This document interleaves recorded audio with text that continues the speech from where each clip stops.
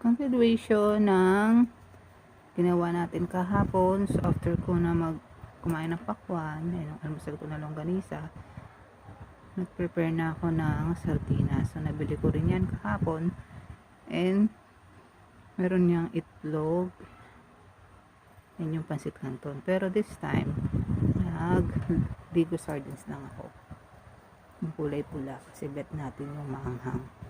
Hindi ko na yan nilagyan ng chili garlic, and ang nilagay ko lang dyan yung kalamansi. Sabi nila pang patanggal daw ng lansa ng sardinas kapag pinipigaan ng kalamansi. Kaya edad ko lang natutunan yan, ganyan din ginagawa nila pag kumakain sila ng sardinas. Pero nung kumain ako, parang may konting pait, siguro nagtalo yung acid dahil nga maanghang yung sardinas, and yung maasim naman yung kalamansi. So umulan saglit, kaya sarado yung mga bintana, and si dad nung dumating na, nakuha na rin niya yung kanyang order na sole, foot sole. Kailangan niya yan sa sapatos niya. So ito, may nagbigay sa kanya ng tart. Thank you po sa mga nagbibigay kay dad. So ito, kinabukasan nag-crave na ako sa pansit canton na may egg, at niluto ko na. So habang nagluluto ako, tumatawag dyan yung aking pamangkin kasi nagpapatulong sa assignment niya. So na-screen record natin yung chat niya sa akin habang nagvo-voice o nagvi-video call kami.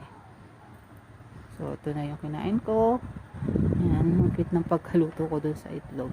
Buo pa yung kanyang dilaw, yung egg yolk. So yan, nag-video call ulit kami kasi di niya alam kung ano yung next niyang gagawin dun sa flaglets niya. So yan, nag-usap lang kami dyan.